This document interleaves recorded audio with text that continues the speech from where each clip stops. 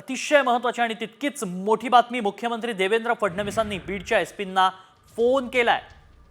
संतोष देशमुख यांच्या हत्येप्रकरणी धनंजय देशमुख यांनी नुकतंच टाकीवर चढून आंदोलन केलं होतं। अखेर मनोज जरांगे यांच्या मध्यस्थीनंतर ते आंदोलन त्यांनी मागे घेतलंय।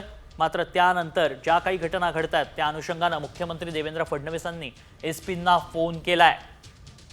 अधिक माहिती जाणून घ्या, आमचे प्रतिनिधी सूरज मसूरकर सध्या संपर्कात आहेत। सूरज, काय नेमकं कारण होतं या फोन मागचं?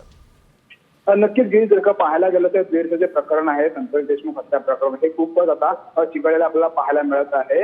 इतर आरोपींवरती मुक्का लावला आहे, मात्र जो मेन आरोपी आहे वाल्मिक कराड यांच्यावरती मुक्का लावलेला नाहीये। त्यामुळे कुठेतरी सगळेजण जे आहेत ते आंदोलन करत आहेत। आज संतोष देशमुख यांचे भाऊ देखील आंदोलन करत आहेत आणि त्यानंतर त्यामध्ये मराठा व मोर्चा क्रांती हे देखील आक्रमक झाले होते आणि त्यामुळे कुठेतरी आता मुख्यमंत्री एकनाथ शिंदे यांनी बीडच्या एसपी आणि सीआयडी अधिकाऱ्यांना फोन केलेला आहे आणि आतापर्यंत जेवढाही तपास झालेला आहे त्याचा आढावा घेतलेला आहे। त्यामध्ये त्यांनी सूचना केल्या आहेत की यामध्ये एकही आरोपी सुटता कामा नये आणि तपासात जे दोषी आढळते त्यांच्यावरती कठोर कारवाई झाली पाहिजे, कुणालाही दयामय नका, अशा सूचना ज्या आहेत त्या मुख्यमंत्री देवेंद्र फडणवीस यांनी एसपींना आणि सीआयडी अधिकाऱ्यांना केलेल्या आहेत।